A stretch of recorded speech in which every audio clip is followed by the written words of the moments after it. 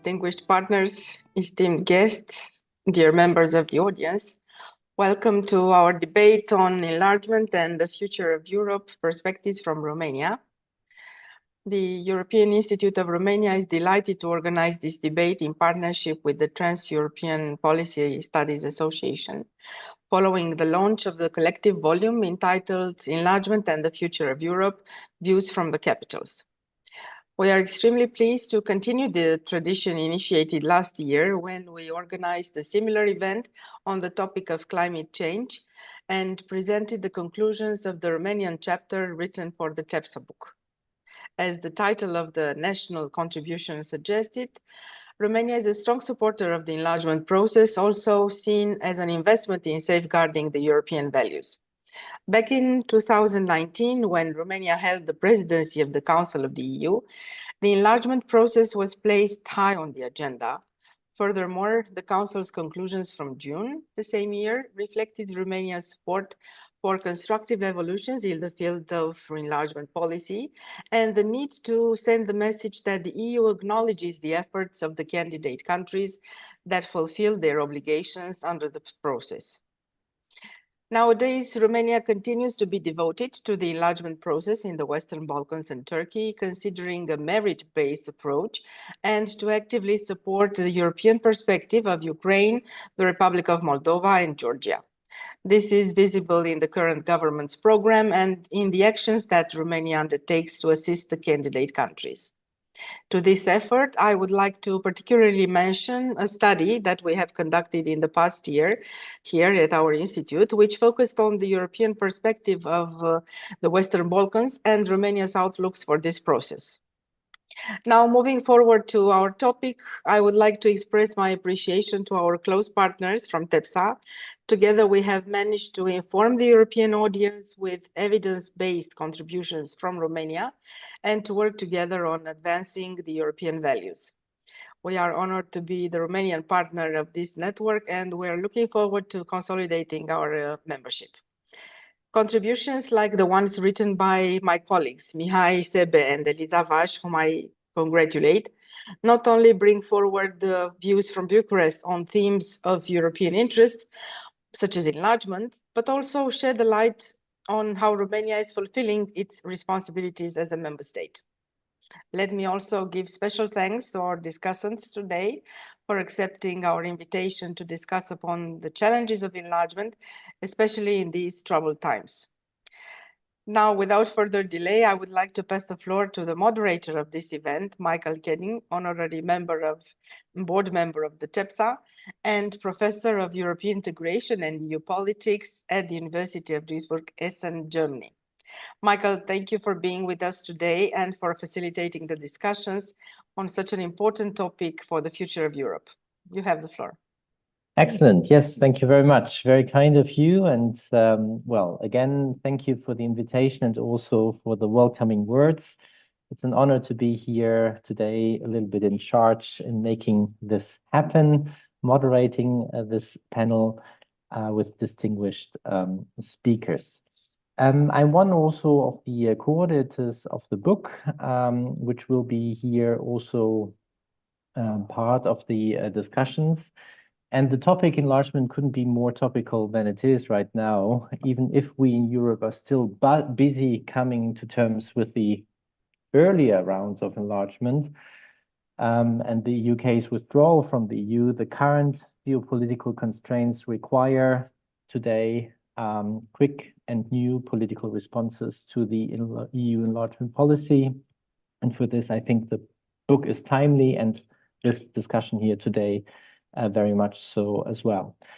On the other hand, we also know that the necessary reforms and modernization of the EU internally and of the candidate countries into liberal democracies will take time. This will probably something we also discuss, because it is this obvious dilemma I was just presenting here, which is the starting point for the discussions, for necessary discussions in Romania here today with us.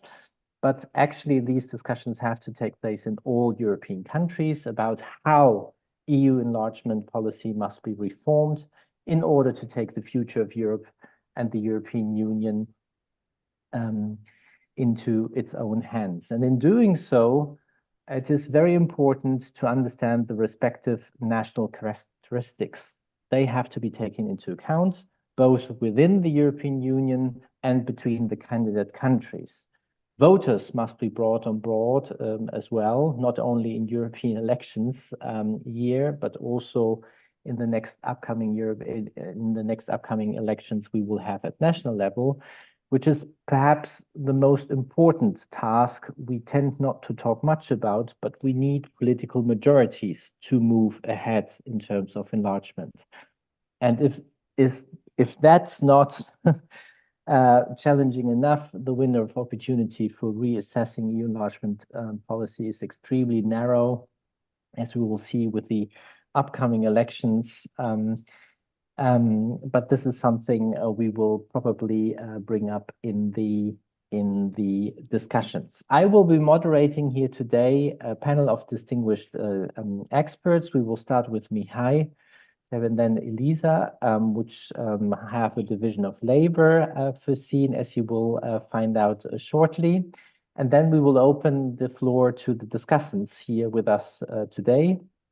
And we will also give you, dear visitors and participants to this online panel, the possibility to ask questions. You can do so by basically providing your question into the chat and or by raising your virtual hand. And I will basically afterwards then during the Q&A session will either read out your question or give you the floor.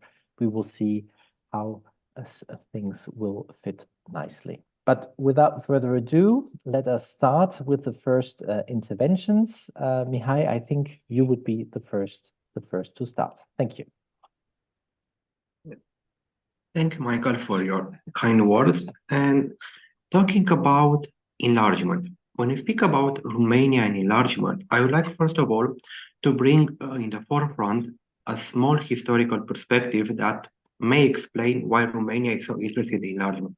So going back to the 1999 and the fall of the Iron Curtain, Central and Eastern Europe found itself with a dilemma. What new political project the countries in the region should be a part of, given their newfound independence and freedom from the Soviet grip?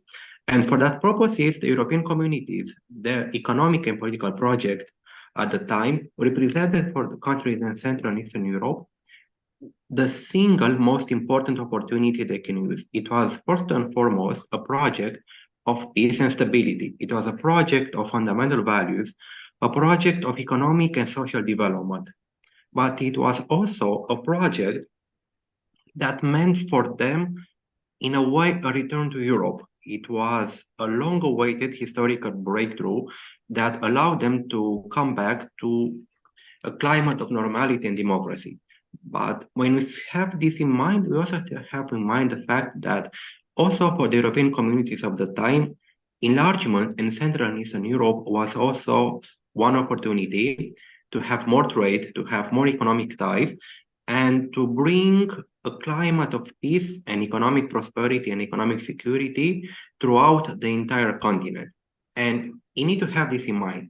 European project in the early 90s was a project and still is a symbol of prosperity and freedom. Given that, we also need to look up, and I'm going to speak a little about Romania's historical trajectory in this process that may explain why the delay matters and why do you need to have internal resilience. So after this initial start saying that, okay, we are going to be a part of the European Communities project, Romania finally recognized officially the European Community in 1990, and then in 1993, 1995, had the agreement association and the negotiation process. And it will be only in 1995 that Romania will formally lodge in the demand to be a part of the EU. But why matters this historical example is because before doing that, Romania had done an important soul-searching process. And it's an important event that is still rather not known to European audience is the fact that in 1995 we have the famous Nagov Declaration in Romania, where the internal political elites decided that EU is a project that they must follow, and following this logic, consensual logic, the opposition and the governing party decided that no matter the differences, no matter options, either right or left, they should work together in order to bring Romania in the EU. And following this internal consensus that guided for more than a decade the internal political life, no matter the outcome of the elections, the internal conflicts and other economic and social problems inherent to this process of transition from a centralized economy to a market economy, we have this big national project. Romania wants to be a part of the EU, and therefore we are going to do everything in our power to reform the country. Following the accession request in 1995, Romania started the negotiation in 2000 and joined the EU in 2007 on 1st of January. So we have this experience of long waiting period for the enlargement that make us see differently the entire process. Then, in this context, after 2007, Romania, based on its own experience, has always supported the idea of EU enlargement, because we cannot speak about the consolidation of the European Union, about the reform of the EU without its enlargement.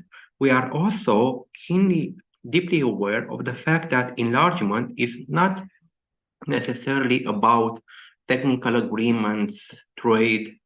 They are a matter also, but it is also an important political and strategical signal. The fact that you are a new candidate country, the fact that the accession is advancing is a signal from Europe to your country that you are a part of the European family, and is also a signal that helps mobilize the internal and helps smooth the internal divisions. If you have this objective, if you know that in 5 years, 10 years time, you are going to be a part of the EU, then everything, all the sacrifices, all the reforms, they make sense. And it is in order that purpose, we need to have in mind that throughout the last years, Romania has always supported the EU enlargement officially also, if we regard the national governing programs. Almost all the governing programs after 2007 underline the fact that the EU needs to enlarge. The EU needs to have a better perspective on Eastern countries and Western Balkans, and we even nominated countries from Western Balkans, Republic of Moldova also, as possible candidate countries. And we underline the need that we need to have a merit-based approach regarding the EU. Also, we have been helped more or less by favorable internal public opinion, as most of the Romanian citizens are in favor of the enlargement. We have been a part of the process. We know the details and intricacies of the enlargement process, and always we have tried to do our best in order to support other countries. And this is also obvious. I'm going to close now my initial remarks. If we look at the latest debate on the Conference on the Future of Europe that our institute organized, debates where a majority of the citizens were in favor of the enlargement, and they always ask at the topical debates, when is the EU going to enlarge? What's going to happen with the Western Balkans and so on? Because we deeply know on a structural level that if the accession process has a finality, then we are more or less motivated to go further with that. And we also want to live in a prosperous neighborhood. And by doing that, we need that our neighbors are part of the EU, that we are part on the same big political boat, then we can move forward for the future. Yes, excellent. Thank you very much. Well, it has become very clear, a very pro-European, a pro-enlargement actor. A very, a chapter I recommend very highly to have a closer look at. And the chapter does include recommendations. And I think this is where now Elisa comes in and joins us on the panel. Elisa, please. Thank you very much, Michael, for the introduction. Dear colleagues and guests, we appreciate your availability for taking part in today's debate, which tackles one of the most important topics for the future of the European Union, namely the enlargement policy. In my short intervention, I will focus on three topics. First, enlargement as a priority shared by the Romanian citizens. Secondly, enlargement as a successful means to advance the European project. And thirdly, enlargement as a value-based process. First of all, as my colleague has also mentioned, enlargement has been considered an important topic by many Romanians during the national phase of the Conference on the Future of Europe, a process to which we have contributed at the European Institute of Romania between 2021 and 2022. Among the questions that have been raised by the audience, as Mihai was pointing out, we had how long are we going to delay the enlargement to the Western Balkans, and where are the geographical limits of the European Union? Considering the practicalities in addressing these questions, one perspective that has surfaced in the discussions is the need to use the existing institutional framework's full potential. And to this extent, I would like to present an argument concerning the legislative updates brought to the toolbox on the rule of law. We currently have in place an instrument, which is the rule of law mechanism, that carries out a preventive mission, and another one, which is the conditionality regulation, that implies a coercive authority.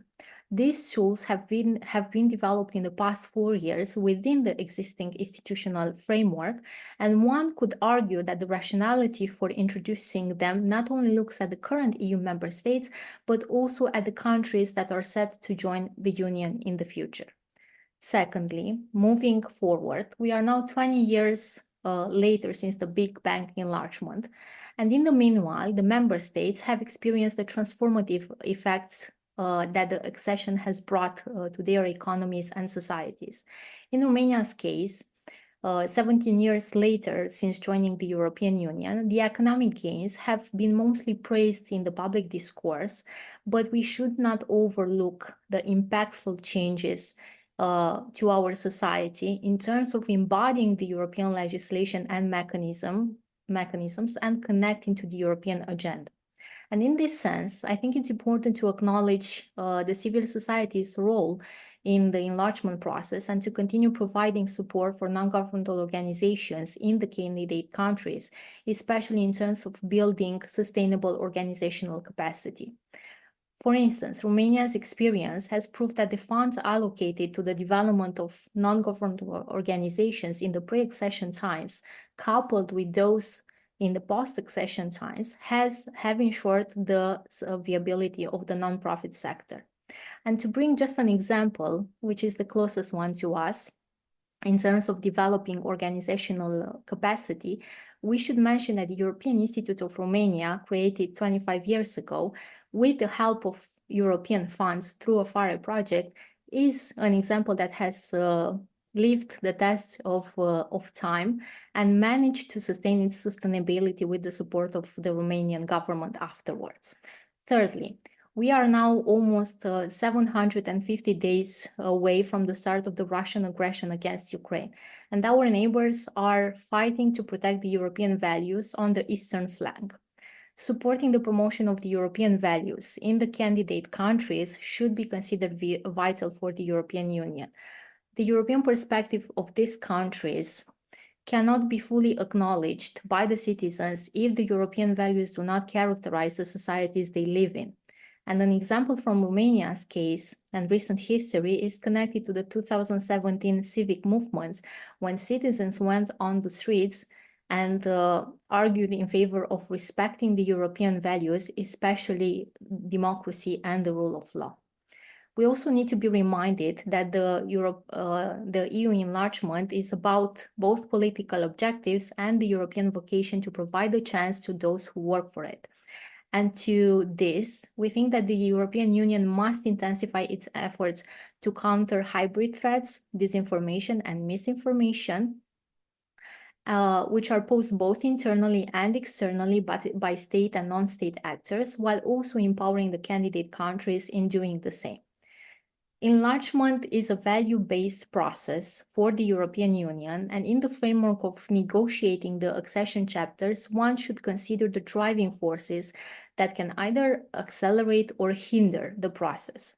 For instance, the trust and the support of the member states and the candidate countries' citizens, the readiness of the EU to integrate new member states, and the actions of external actors. Thank you very much. Thank you. Thank you very much, Elisa, for this input and highlighting the three major points and related examples, which I'm very, which I think we will pick up later on or will be picked up now proactively by our discussants. Let's have a look.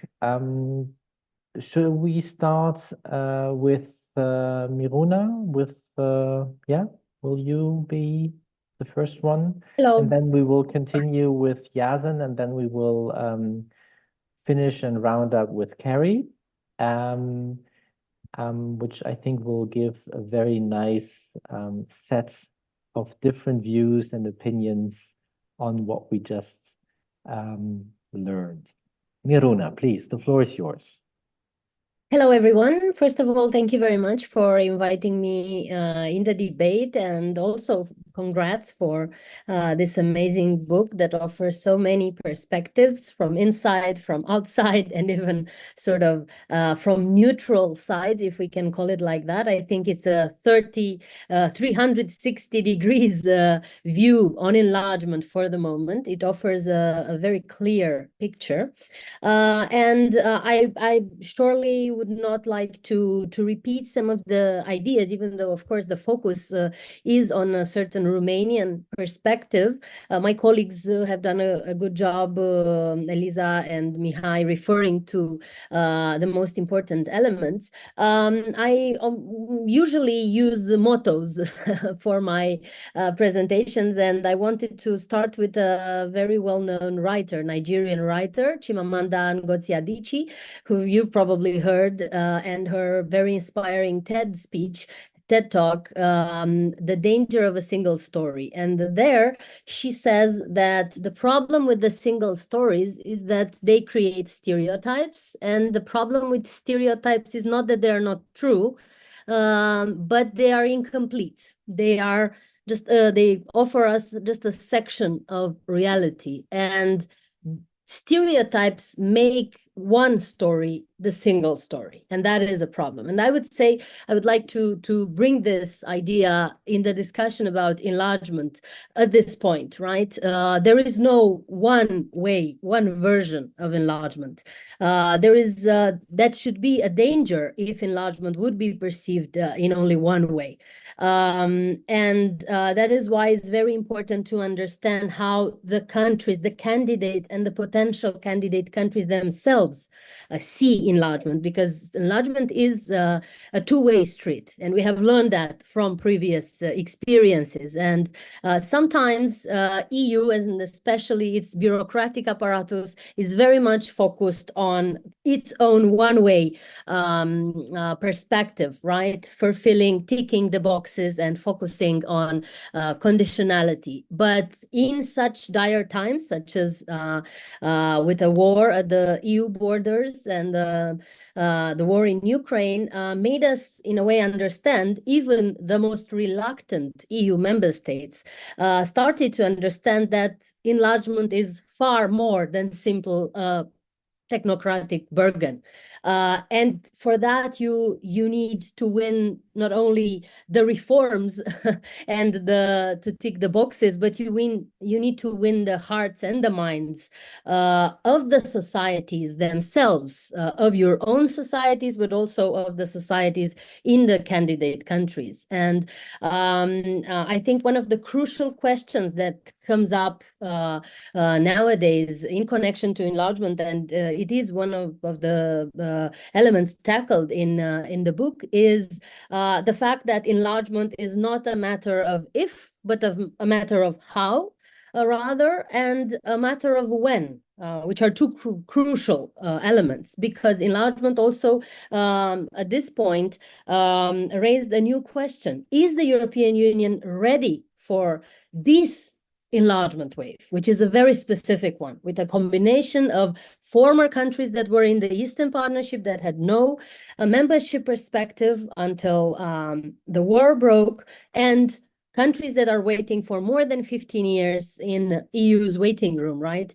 Some of them, like North Macedonia, waiting and waiting and feeling that the process is almost not finishing at all, right? And not because of its own problems, but because of EU's own issues and some member states' vetoes, as we know, right? So enlargement is not just a geostrategic investment, as we hear all the time. It's also a very, very complex political bargain between the member states, but now citizens should be included, and Eurobarometer data show us some very complicated realities. For example, Austria is one of the champions of promoting EU enlargement, especially the Western Balkans.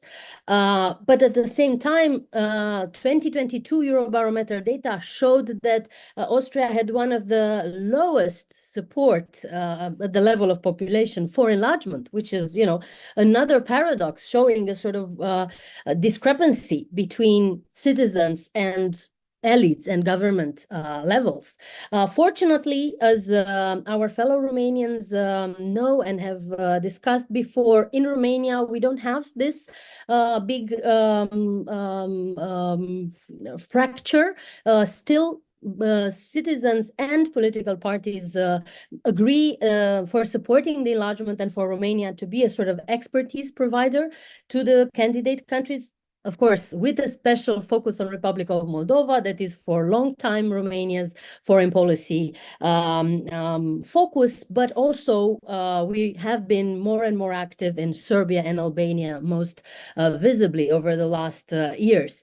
Now, the problem, I would say, in Romania, and we need to consider this as a potential danger for how enlargement negotiations will continue next, is that Romania would hold this year 4 rounds of elections. It is called a super electoral year for Romania.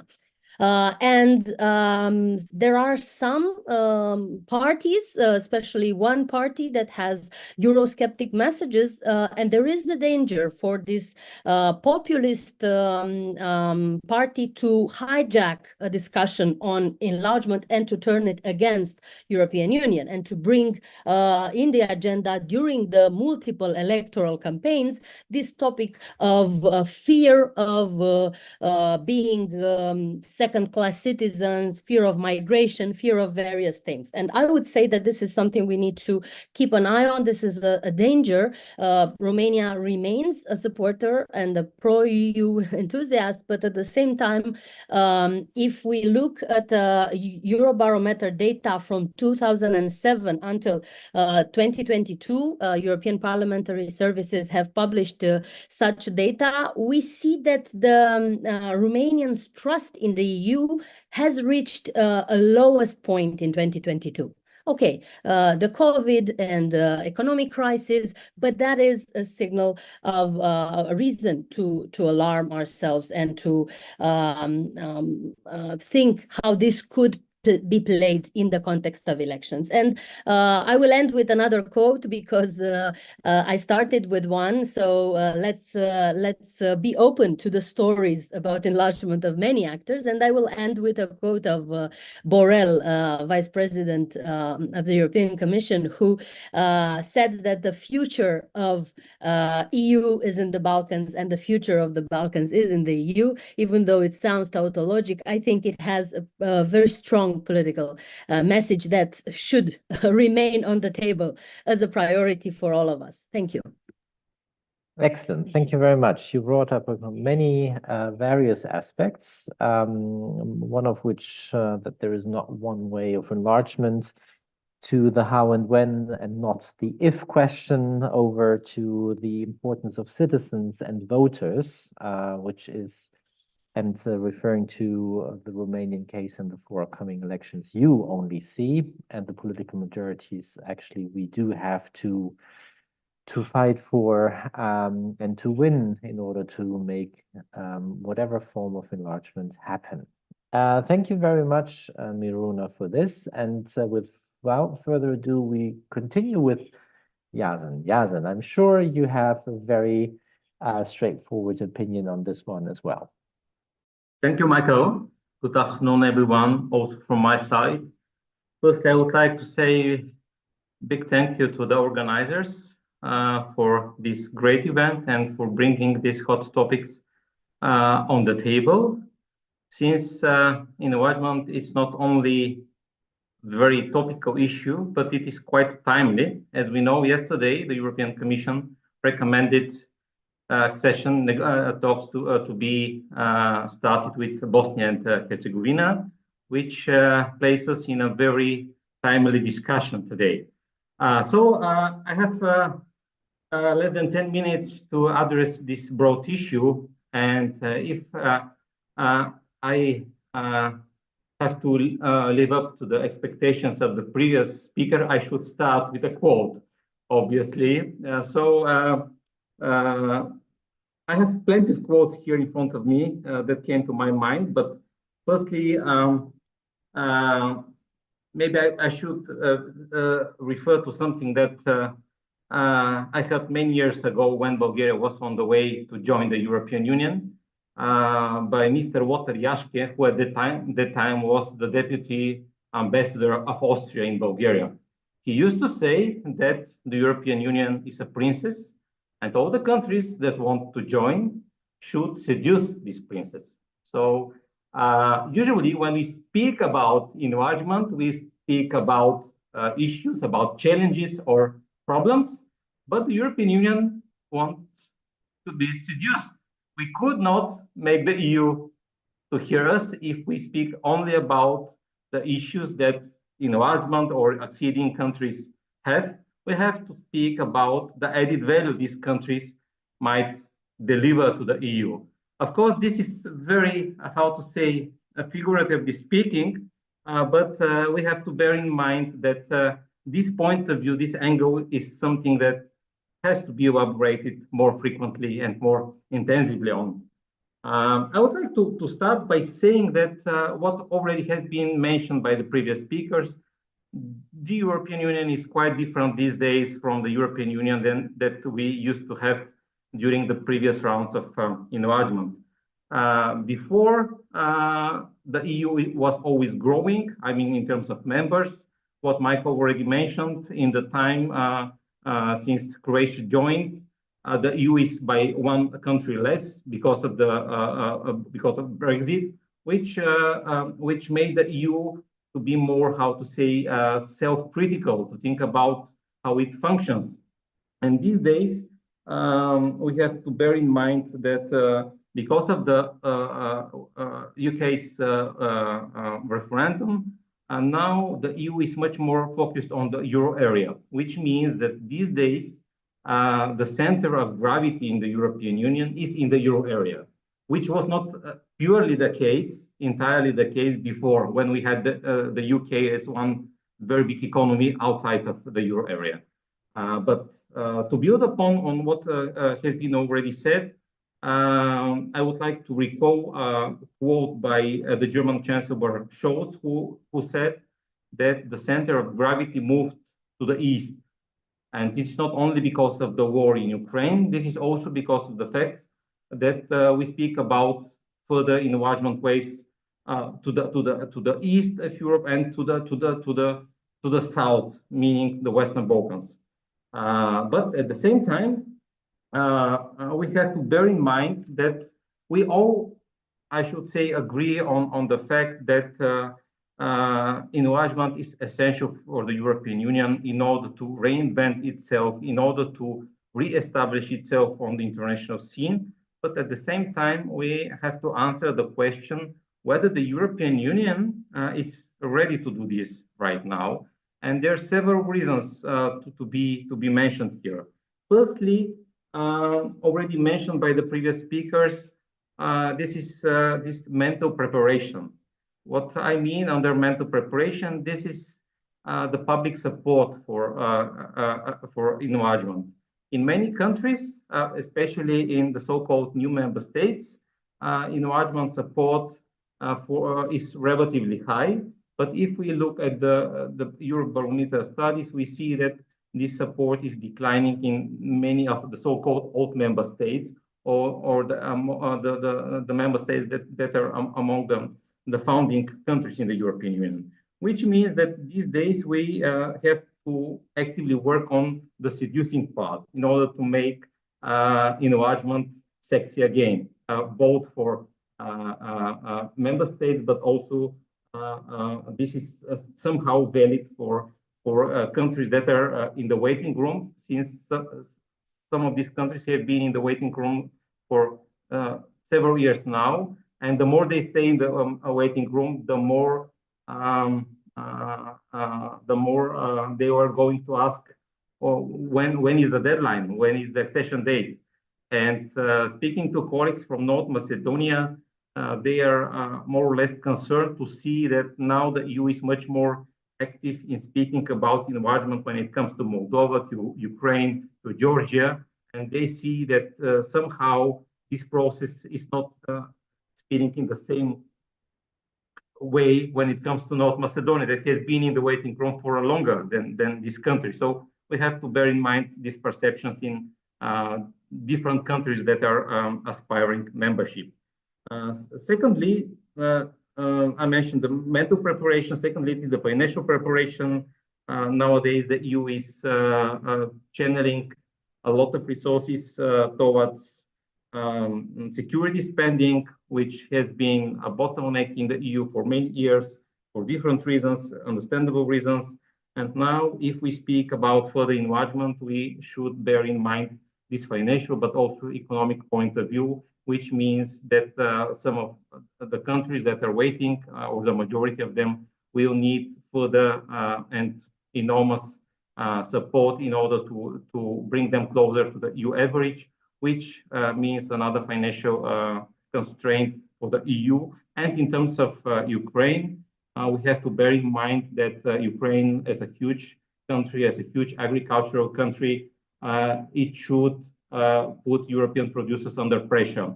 And this will naturally lead to more resistance, let's say, among Europeans when it comes to enlargement, because they are going to feel it with their pockets when it comes to subsidies and support. But we have also to bear in mind the fact that that the combination of these reasons is going to be exploited by external actors, non-state and state actors.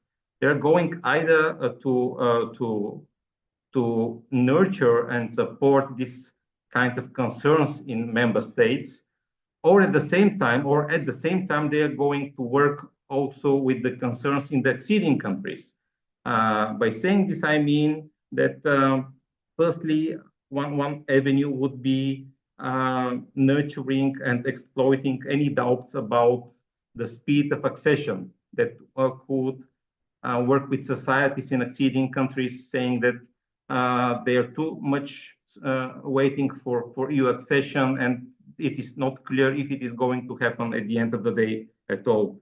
Secondly, it could be the lack of clear framework or clear deadline for accession, this lack of finality, which was mentioned by Mihai, will or probably can lead to the so-called negotiating fatigue in acceding countries. And this will be further, I think, exploited by external actors in order to block, to stop, or to prolong the process of enlargement. And something which is going to be also an issue, and it has been already an issue, this is the bilateral avenue. When it comes to enlargement, proxies coming from out of the EU are always going to reach to some bilateral issues on issues that are not resolved, and they could easily bring these issues on the table in order to block or prolong enlargement. And this was in the case of Bulgaria and North Macedonia. this could be observed in the relation between Hungary and Ukraine. So I think bilateral issues might pop up from time to time, and they will be utilized by some state and non-state actors that are very much willing to stop the process.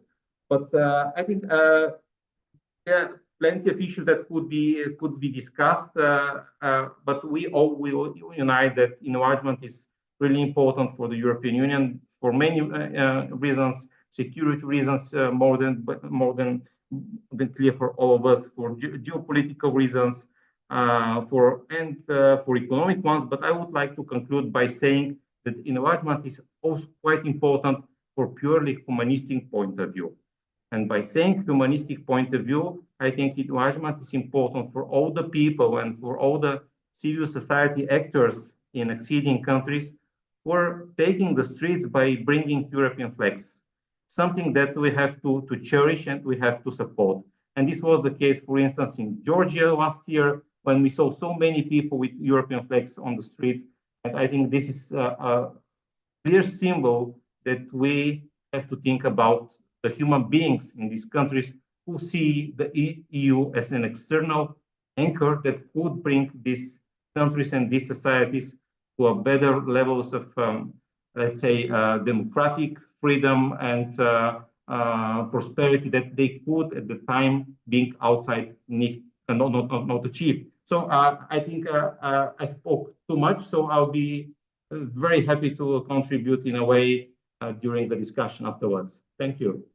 Thank you very much, Yasin, for this. Yes, there have been a number of very dramatic photographs over the last couple of months. I do recall also another one from Tbilisi in front of the parliament, right, where you saw basically protesters, manifestors in favor of the European idea with European flags, but attacked very aggressively. And this picture, I think, went viral worldwide. Let me see now. We still have Harry. Before I give you the floor, I already wanted to encourage everyone who is joining us here today. I see a total number of 82 participants, and I see that there have been already the first questions put in the chat. So invite, on the one hand, all panelists already to start looking into those. But at the same time, also invite all participants here today to continue writing your questions into the chat so that we can collect them later on and that we have 1-2 rounds of addressing those. But before, we still have one important here, authoritative, I hope, intervention, Carrie. The floor is yours, please. Okay, so thank you. No pressure. Let's give it a go. So thanks ever so much for this, and it's nice to be kind of virtually in Bucharest. And again, I'd like to repeat, like everyone else, the book is fantastic. It came out at obviously a very good time. It was, I think, a very good approach to have enlargement looked at from different dimensions, national perspectives, and that was really missing in the literature, definitely. So well done at producing such a quality piece at speed as well. People have mentioned Brexit already, and just to maybe just respond to that right now, for me, it's pretty clear to see that, you know, leaving the EU is a lot harder than actually joining the EU, even though joining might seem pretty tough right now, but at least you have a process, you have a goal, you have criteria, and you know that ultimately the result will be good, whereas Brexit was the exact opposite. So that's just something to kind of mention at the very, very beginning. So what I want to really focus on is what I think are hopefully some kind of elements of food for thought within this emerging debate we're having on enlargement. I think that we are currently in a new enlargement momentum, and even if it kind of slows down, even if huge obstacles kind of arise in the way, we're definitely in a new dynamic, and I think we should start talking about the next enlargement and put that into our discourse. But what I want to do right now is really talk about what I think are the novelties of this next enlargement. I'm sitting here in Poland, British, but living in Poland, and I know that most colleagues here are in Romania.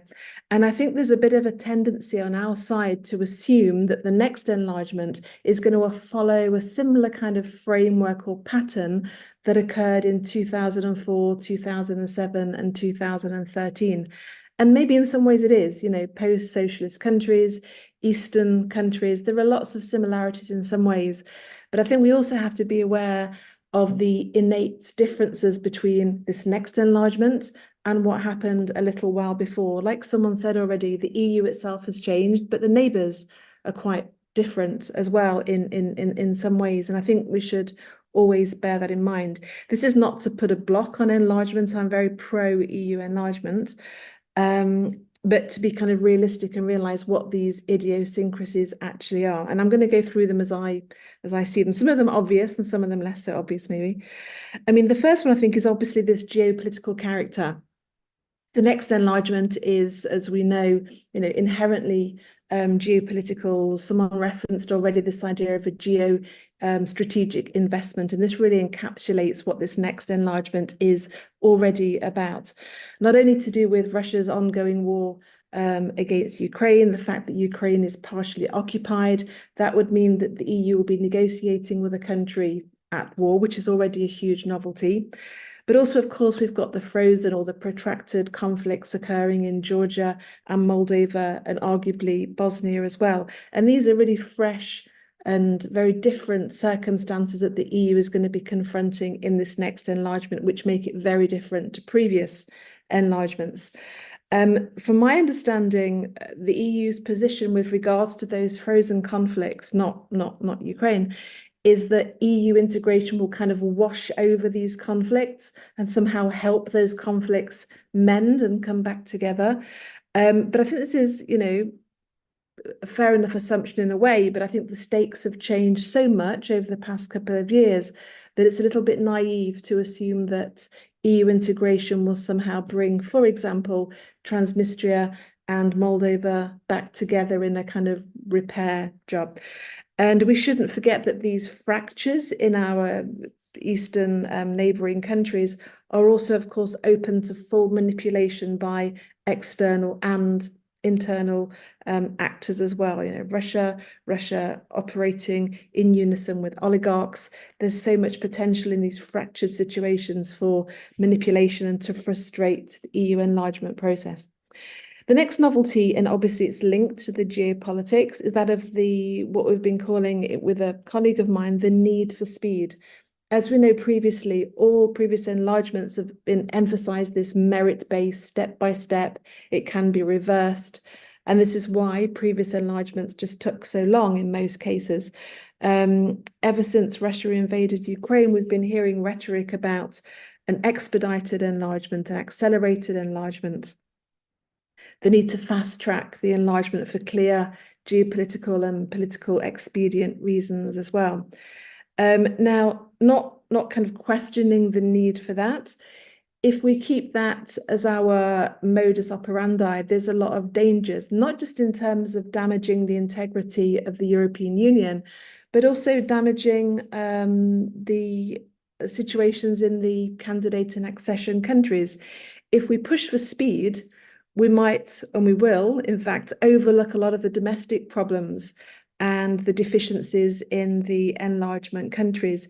It would mean that we don't listen carefully enough to civil society, we don't listen carefully enough to think tanks and what they think about enlargement, and this could lead to a lack of accountability on the side of governments pushing for enlargement. And it could mean, I should say, that we have an enlargement which is not inclusive and, for example, doesn't bring in minority issues, minority voices, gender perspectives, because we're focused on this need for speed. So it's this balanced approach that we need to focus on. The next, I think, novelty in this forthcoming enlargement is, of course, we're dealing with a new enlargement methodology. Since 2020, we have the clustered approach. And this is also led by the so-called fundamentals first approach, which means that the rest of the negotiations do not matter one iota if countries do not fully conform with the fundamentals cluster. The fundamentals cluster is the kind of master key to unlocking the whole enlargement dynamic.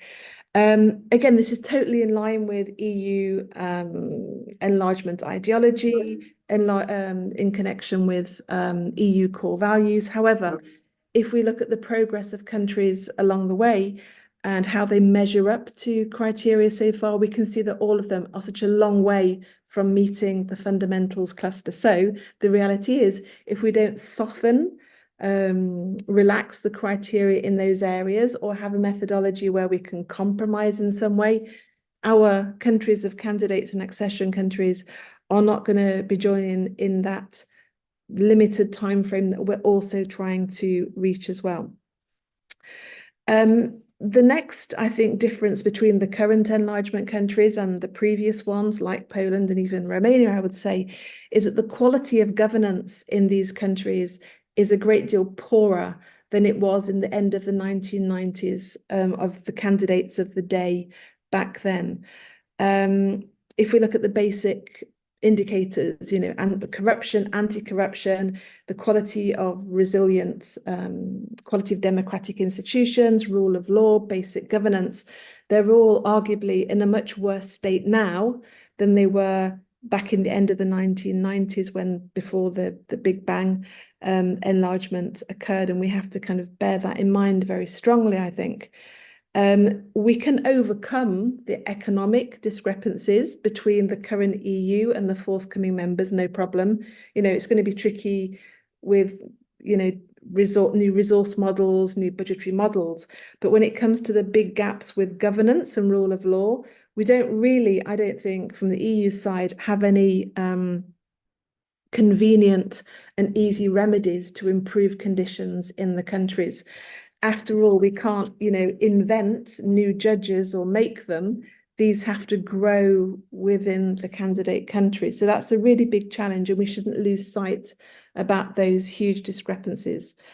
And if we don't, you know, address them and see them as serious, for one thing, I think countries are going to join the EU with a level of public trust which is going to be incredibly low. If you look at public support from different candidate countries, they might be supportive of European Union and joining the EU, but support for their domestic institutions and governments, justice systems, anti-corruption ecosystems is really low. And that's something we've got to address and to acknowledge, because ultimately levels of public support are needed for domestic institutions and governments to enable enlargement to occur. So just because you've got people on the streets with flags, that's great. But you also need to have them in tandem working with their domestic institutions too. Finally, what's another novelty which distinguishes the current enlargement from the previous ones? If my memory serves me well, back in Poland, Czech Republic as it was, the Baltic states, there was a fairly good level of cross-party support for the European project. Parliaments and the party system and national legislatures were behind joining the European Union. This is not the case in lots of accession and candidate countries.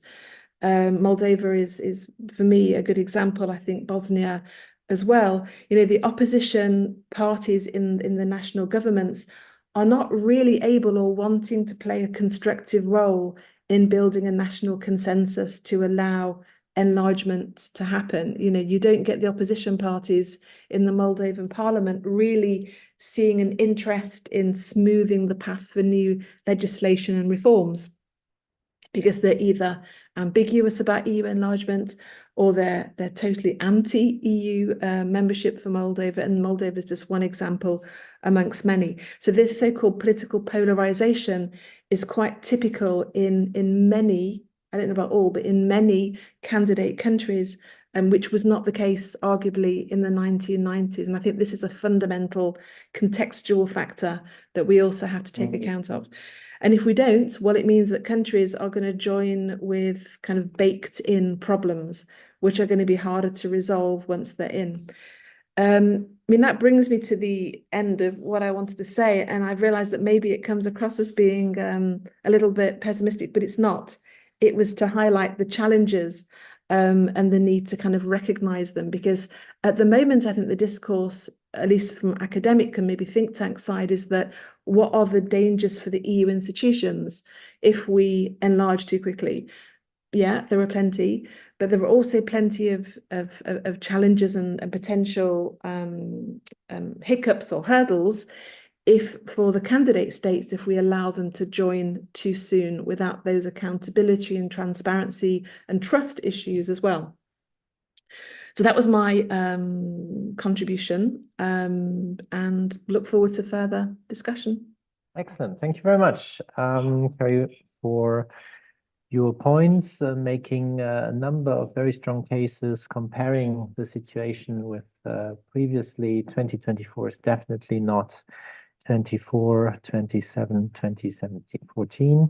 I'm sure that some of these issues will also now be picked up in our next round, the round which I will open now, being the possible offering the opportunity to participants here, visitors to our webinar, to our discussion, to our debate, bringing in their ideas and their thoughts. So how are we going to about this? First of all, there are already a number of comments in the chat, and I kindly ask every panelist here to have a look at them. I will not read them out because I think they're very clear and you can basically structure them yourself with the idea that later on I will give you a first round, the opportunity to address those you would like to address, and we will basically follow. I will ask the panelists who would like to come in and pick up some of those questions.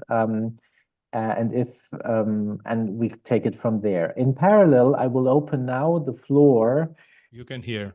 Yes. Do you have a question, short and crisp, please? Yeah, I wrote it also in the queue, since in the section of Q question and answer. And I had actually two short questions. Short. I don't think they're short because they had too much to discuss on it. First of all, let me congratulate for the initiative, especially also for greetings for Mihai, because we several times we discussed with for the issues that you have raised right now. Actually, how do you see the balance between enlargement fatigue and the rise of the extremism, as both of them encourage the EU enlargement skepticism? And the second question is more direct, let's say. Does the conflicts and the war are seen as a pusher of the need for enlargement? Or to be more clear, do we need to go in a conflict situation to see or understand better the need for enlargement, inclusion, integration, like it is in the case of Moldova, Ukraine, or Georgia? Okay, excellent. Thank you very much. We will. Yes. Okay. Thank you. Thank you very much. I think, have your questions here also in the chat. So I would open the floor now to the panelists and see who would like to give a start. I think, Carrie, you do it correctly, giving me an indication that you actually would like to address a few of those issues. And this is also how I would prefer to go. Carrie, the floor is yours. Pick and choose. Yeah, that's good. Picking and choosing is really good because you can take a kind of easy route if you want to know. Yeah, the questions are really good. Thank you. I mean, I'll just kind of pick up on a few points because there are some points of overlap. Just about the final point made now, I think that the war, it's a war, it remains a catalyst, and it's been the most kind of vibrant and clear catalyst that I think there has been to bring about the potential EU enlargement.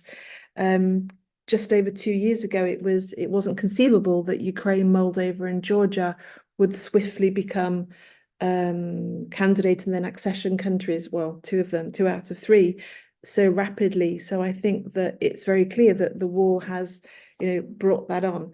And that links, I think, to Adam's question about widening and deepening, and whether this potential next enlargement will, lead to some kind of weakening of the EU. And of course, it depends how you look at it. If you're a fan of a very tight kind of federal notion of what the European Union is or should be, then this is obviously a threat to that kind of scenario.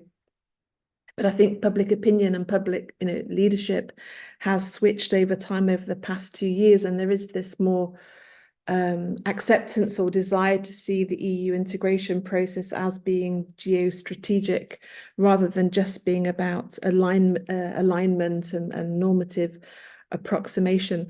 The EU has enlarged so many times and then shrunk a little bit over the past few decades. And, in each time that occurred, there was always this dilemma about deepening and widening, but every single time, maybe sometimes rather messily or by accident or by plan, that dual process of deepening and widening has worked, has occurred. When we enlarged by 10 members all in one go, it was seen as inconceivable just a few years before that occurred, but it occurred, and arguably the European project became stronger as a result of that. So I don't think we should be too concerned about whether we can compromise deepening and widening. I think history shows that we can do both along the way. I don't think all of this turns the EU into a traditional security provider. I think it turns the EU into, it puts more need on the EU's shoulders to be a security provider in terms of state building and so-called, resilience building, interconnectivity, energy, trade, etc. But the past 2 years have showed that we can, or the EU can, respond at pace, at speed when the need arises. I don't want to hog the discussion, but that was just the little responses to my observations there. Yes, very good, Carrie. Miruna. Yeah, actually, I also wanted to tackle this element of war. Actually, Edi Rama, Albania's prime minister, made a joke about this. I think it was rather unfortunate. He said, do we need another war in the Balkans in order to speed up the enlargement with our countries? Because it seems this is how it goes. There is also a bit of cynicism here. And I definitely believe that we shouldn't see this aspect with cynicism. I think we should rather understand that there was a geostrategic motivation with every enlargement, right? Starting with the one with Greece and Portugal that came after authoritarian military regimes, and after a while we found out that they were not quite prepared, but it was a momentum that the EU wanted to build on. I mean, the community at that time, the same as it was mentioned in 2004. And I would even add that let's not forget about the Thessaloniki Agenda, launched in 2003, which celebrated last year 20 years when the first EU membership perspective was opened for the Western Balkans. It was in the dark, right after the dark days of the war in Bosnia, genocide in Bosnia, and the war in Kosovo. And the EU countries wanted to send that strong message that we want to help you rebuild after the war, and you have EU perspective. So I think this geostrategic element is not new, and it should not be seen as exceptional only in the case of the war in Ukraine. That because, as it was very well said, and I don't want to repeat that, EU is not simply economic bargain or an economic club, right? It's a purely political and value-based club. So that means that in certain moments, certain values become a more clear priority than others. So from this point of view, I think that even without such a full-scale war as it was the case in the ongoing war in Ukraine, we would have still have other types of geostrategic wake-up calls, and let's say the course of the events would have attracted attention on enlargement. Okay, thank you very much for this as well. So we have in the meantime a whole set of questions that came in, and I would invite every panelist to have and continue to have a look on those incoming ones to make sure that we address as much as possible. Mihai, you would be the next one on my list, please. Well, having in mind what there's question as well those in the chat, I believe that several key common replies can be given to them. First of all, the question between enlargement and populism, enlargement fatigue. I don't see them, let's say, necessarily connected, because all too often the EU politics has served in a way as a scapegoat for internal political failures. But we also need to acknowledge the fact that in this dialogue, in a way, both parties have their own part of responsibilities and blame as concerning the enlargement fatigue and the rise of populism. When we speak about enlargement fatigue, one question that I address a lot these days as I've been to an event was, how do you decide who is going to first enter the EU from the Western Balkans or the new candidate countries, Ukraine, Republic of Moldova? And the question is that for too long, the Western Balkan countries have been in a way put on hold from that perspective. And also about the populism issue. Fortunately, at least in Central and Eastern Europe and Romania, I don't think that the populist parties are necessarily against EU enlargement. They may tackle questions about EU, but in a way, this is also due to, let's say, internal communication failures. All too often, everything that happened well was a result of national politics in the region, while the problems came from Brussels or from the implementation of the EU policies. And for that purpose, I think that, at least from the EU side, a better communication campaign, a strategic communication campaign, might help dispel some of these myths. As also one of the questions that Mihai, just a question: a communication campaign organized and concerted by whom? At the EU by level European or Parliament, national European Commission, and so on. Because all too often a lot of needs tend to flourish in the public space, and they are not being discussed. And especially now, for instance, let's take the question of the Green Deal and its subsequent impact. And there are a lot of, I don't know, fake news theories and so on that came up in the region saying that needs to be debunked. And for the question of enlargement versus deepening, Romania's position, in fact, was the fact that the treaty change is not necessarily needed at this time, at this moment, but we should better use what we already have in place, and it should put into practice. We cannot speak about treaty change unless we use a passerelle clause, for instance. We discuss the question of majority voting or the number and roles of commission and so on. We now have a lot of yet unused political tools that need to be put into practice before going up on the arena with treaty change. And after we solve this issue, we also need to discuss the impact of the enlargement and the cost also is important of non-enlargement, because all too often the debate speaks about, I don't know, if we are taking in Ukraine or Georgia, we are bringing in countries frozen, more or less frozen or active conflicts, or we need, for instance, in the case of Ukraine, to reshuffle the common agricultural policy. These are true, but we should also do this analysis saying what is going to cost us as a nation, as an union, if we do not enlarge in the next 5 or 10 years. So also the cost of non-enlargement are to be taken into consideration, because all too often things may be a little messier if we don't go on with the enlargement process. And having in mind, yes, an example with the princess, an example that I like to use regarding the EU is that of a big party where countries in Central Eastern Europe arrive after the food and drinks were already being consumed by the other participant. And this may also generate some level of frustration in the participant. And I believe that when we speak about enlargement, economics matter, but also the signal matters also. And it is better to be in the same boat at the same table than to be outside and looking through the window to those inside the house.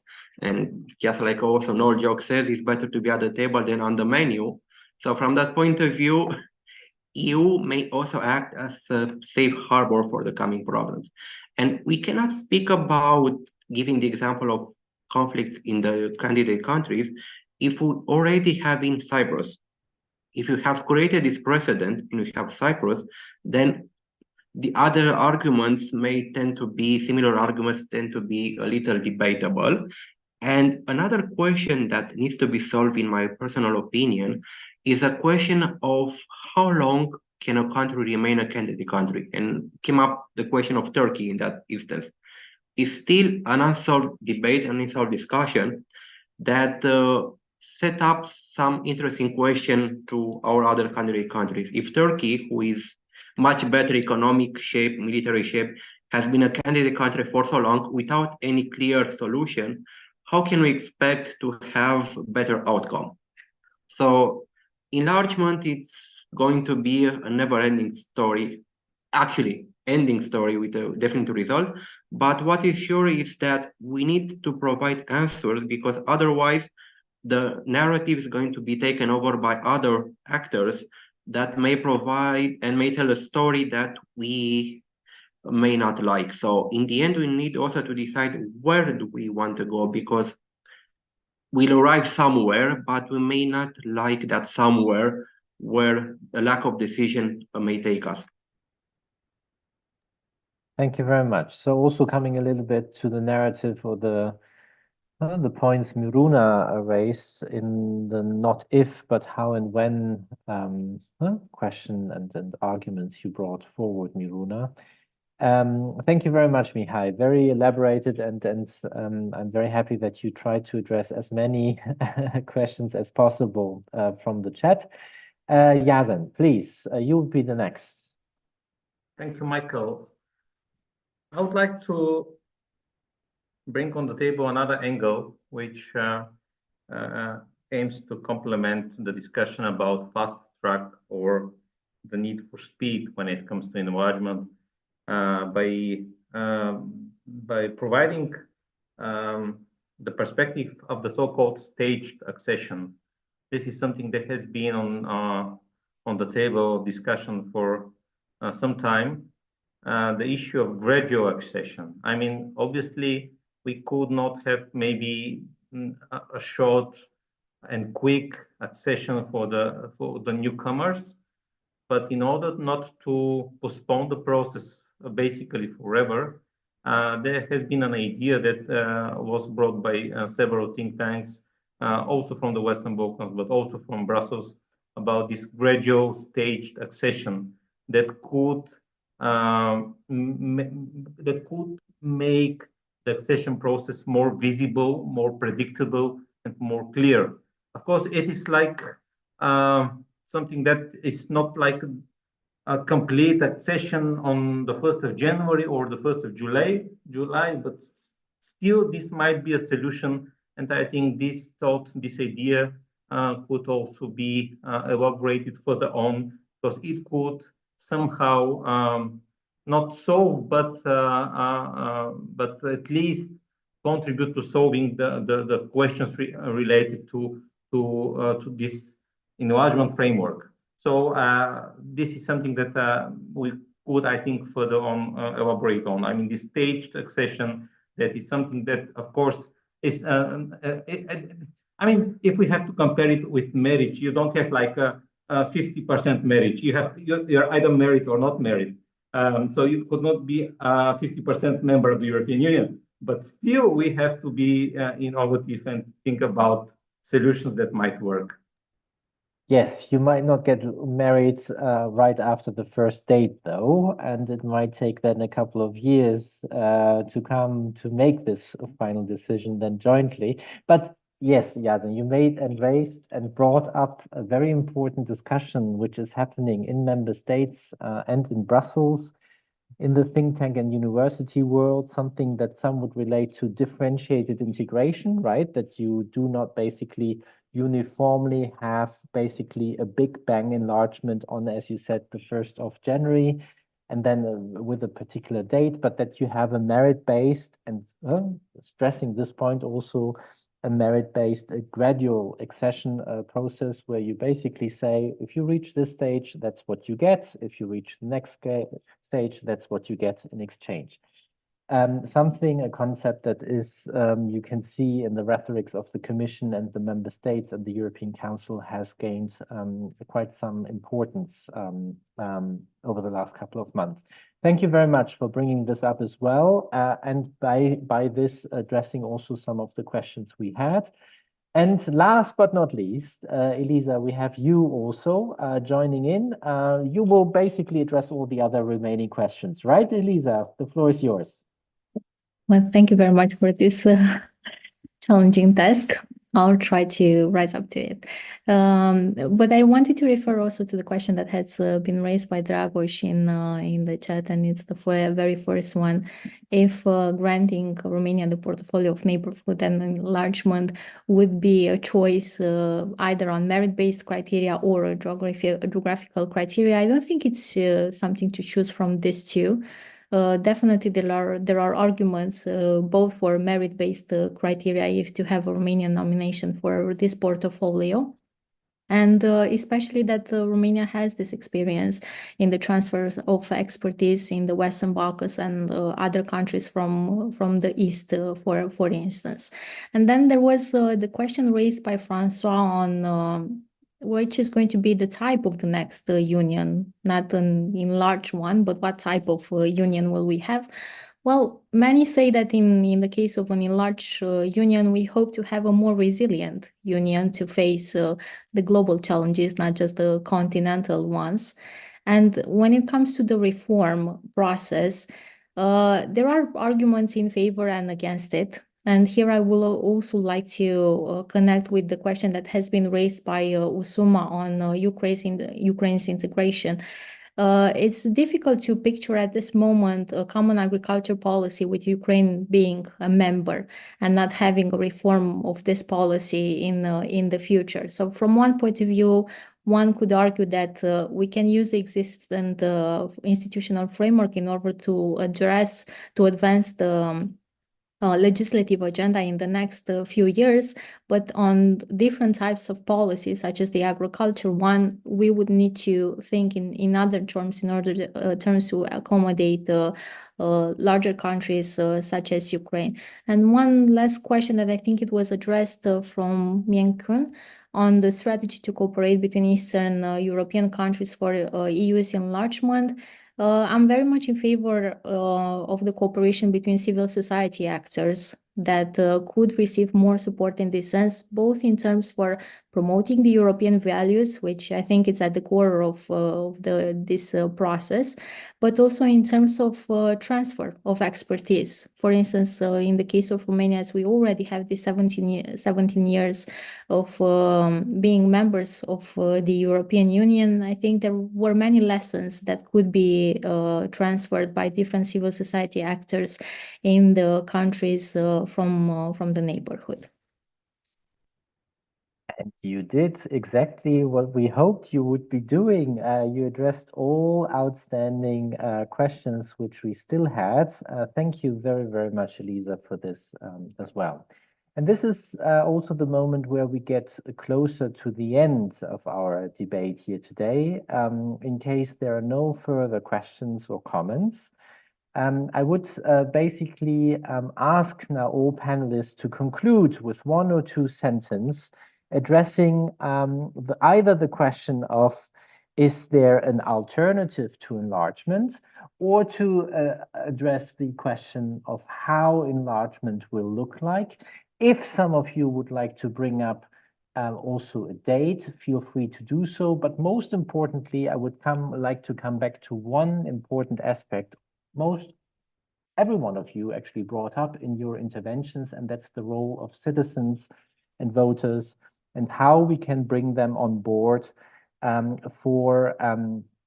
to basically organize themselves internally. We know that in most of the countries we talk about, those civil society actors are very important alternatives also to party political actors. That is something that we addressed in terms of opposition in these respective countries. So what would be your recipe? How do you think we can go around in the next couple of months and years to come in order to prepare them for an enlargement that will make the European Union more resilient for its future? And I would go in the reverse order of presentations. So I would start with you, Carrie, if that's okay. Yeah, sure. Yeah. Well, I think there isn't a concrete alternative to enlargement. I think we have to maintain that as the goal, and I think we should still keep 2030 as a target point. I think in this day and age of the geostrategic situation, we shouldn't deviate from that. I think it's an important symbol at every single level to keep that in mind.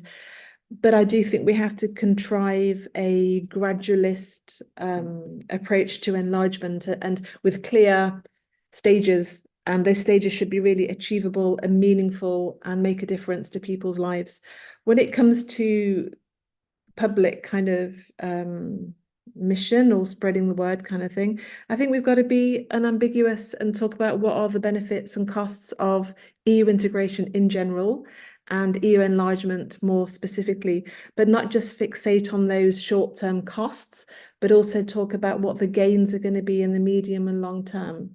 Because I think only then can, citizens and voters really put together the kind of ideas in their mind. And that's what we didn't have in Brexit. That was the problem. We weren't clear about the pros and cons. So that's my response. Thank you very much. Yasin.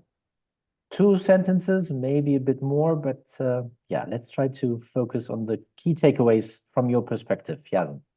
So if I may go back to what you mentioned about the key narrative that civil society should use, is something that I think to a large extent has been already mentioned by Kerry. So we have to think about speaking more loudly about the gains that we have from the European Union. Because sometimes we take the European Union and everything that we have for granted, even in countries like Bulgaria. If you go to speak to the Generation Z people who were born like 20 years ago, they have been always living in the European Union. They have been always enjoying freedom of movement, freedom of speech, and everything like this. And we did a training with young people in a border city, which is close to Greece. And we asked these people to go on the street and to interview locals about how these local people went to Greece 15 years ago. And people were shocked to hear about visas, about application for visas.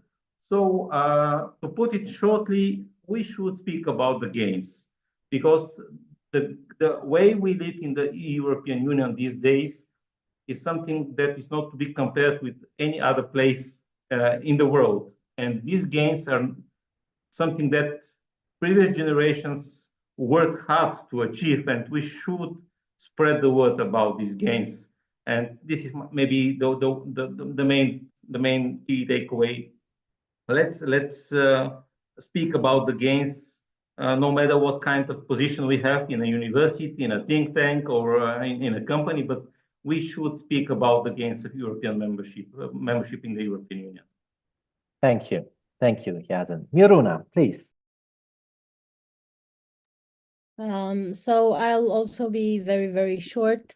In terms of alternatives to enlargement, I think there is also the European political community. It was stated from the beginning that it's not something instead of enlargement, but nevertheless, it is an intergovernmental project that now becomes in a way more and more visible and brings together more countries. So whatever happens, we should use the European political community as a fora for more discussion. As an year, I would also vouch for 2030. Yesterday, actually, the president of Montenegro was present in our university in Bucharest, one of the youngest leaders in the Western Balkans, and he made a very interesting statement saying that Montenegro, in his mandate, is up to finish all chapters by 2028, so 2 years earlier than 2030. And one of the reasons is because Montenegro wants to set an example and to be a motivation for the other countries.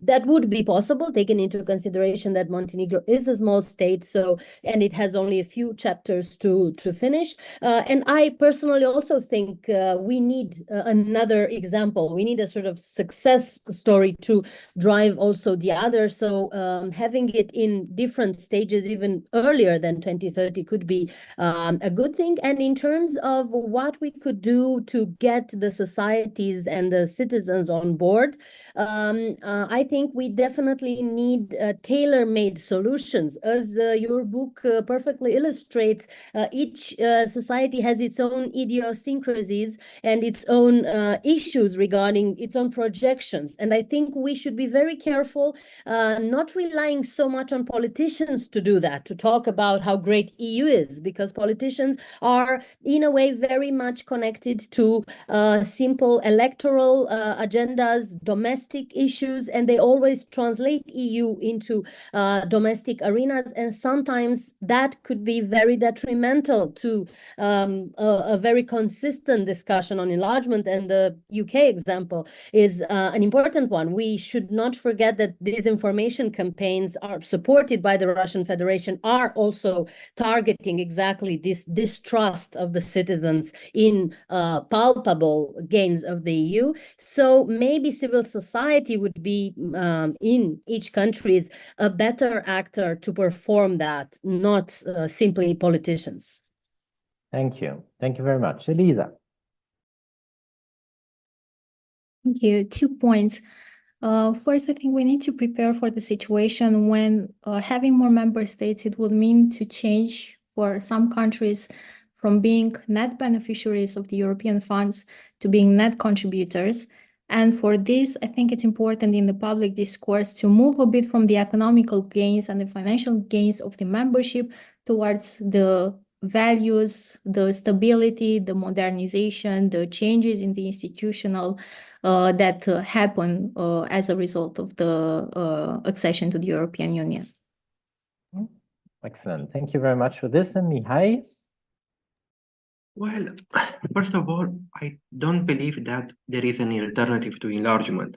And personally, I would dismiss any such, I don't know, academic fantasies at the European political community and such, because otherwise it would only increase the enlargement fatigue and would make people wonder, why should I do all these efforts if at the end of the day I'm not going to be a part and be part of the table, and I'm not going to marry the princess that is the EU, but the maiden.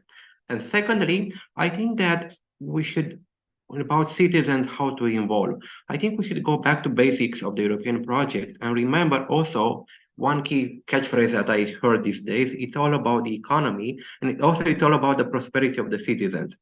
And we should not shy away from the dialogue with this or this group of people and dismiss them and label them as populists and so on, because at the end of the day, the project cannot go on unless the foundation is sound and unless we have an open dialogue about the problems. If we dismiss, this is important also because I've been recently heard about how to better tackle the democratic deficit of these matters, but also I don't believe that one solution would be to promote direct democracy from that point of view, because if you apply every time the idea of a referendum on that, we may not like the results, and we risk to then use these very democratic instruments, referendum and so on, to tackle questions that at the end of the day should not be in a way subjected to vote, such as fundamental rights and so on. And it is better to find in a way to put into action the existing democratic instrument and discuss more about representative democracy and so on, about for instance, we are having European Parliament election this year, and most of the communication is mostly focused on internal politics, and we have a lot of citizens that don't understand why European Parliament matters and why they should be more careful about their elected MPs in the European Parliament. And if we put that into use and we stop distracting and using European cover and topics to discuss local issues, and we have this several plans of debate, we may advance further. And this is the end of the day, the main ideas at this moment from the academic point of view, personally. Thank you very much for these final words from your side as well. I think, ladies and gentlemen, you have seen with today here that enlargement is very topical indeed, and that you can have very fruitful exchanges of thought on this. I hope we offered you a lot of food for thought today. Strengthening the resilience of the European Union and its neighborhood is crucial in times of great uncertainties. We have been discussing the security challenges such as geopolitical rivalries. We have referred to Russia's war in Ukraine, the military threats and the erosion and daily attacks on democratic values, not only in the candidate countries, but also in the EU member states. Consequently, any debate as the one here on the future of Europe must include not only in-depth discussions about also decisive action to reform and expand European integration, keeping in mind the national specificities. Today, we focused on the Romanian ones and accession countries. This is very important in order to bring EU citizens and voters on board.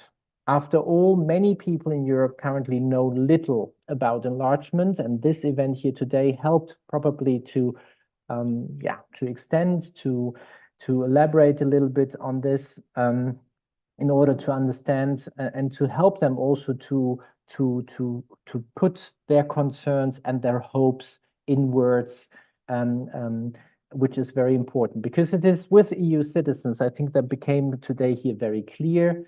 With EU citizens, civil society and voters need to be shown the costs of non-enlargement. That was an issue raised here. They must be able to understand how high the costs are if we keep the EU candidate countries away from us. EU citizens and voters in the EU member states and candidate countries must be able to understand what the differences are in comparison to 1999. It has become a very important topic here today as well, that we now in 2024 do face very different challenges and have to think about enlargement differently. To what extent a differentiated or a gradually reformed EU enlargement policy will make Europe's future more resilient. Cooperation here with civil society is key. That has been mentioned several times. But allow me to make one last point before I then hand over to the organizers. Our time window for this is tight. Some of the panelists referred back to 2030. Allow me to remember that we have now in 2024, the European Council will be adopting its next strategic agenda, which will cover 2024 to 2029. The European Commission will link its new work program after the European Parliament elections to this in early 2024. And an initial proposal for the next multi-annual financial framework, the MFF, for the period 2028-2024 is planned already for 2025. And the next French presidential elections are just around the corner, taking place in spring 2027. So I would say there is not much time left, but with this, I hope with these kind of debates and similar debates in the future, and thanks again for the organizers here in Bucharest and in TEPSA, organizing now in different cities across Europe. I'm very positive that we will be able to contribute to this very needed debate. Thank you very much. And I give hand over to you. Thank you. Thank you, Michael. I think it was an extremely interesting and dense dialogue, and I would not dare draw a conclusion, but I'm very happy that we can take with us some key ideas on the topic, such as there is no single version of enlargement.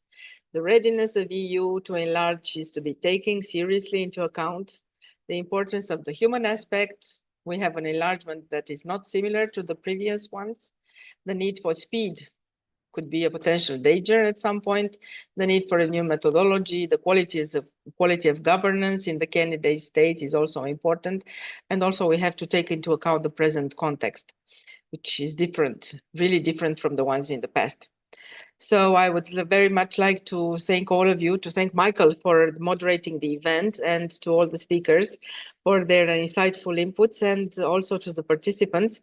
I look forward to a next joint event on future EU topics, and I'm more than pleased to have been part of this debate. Thank you, everyone.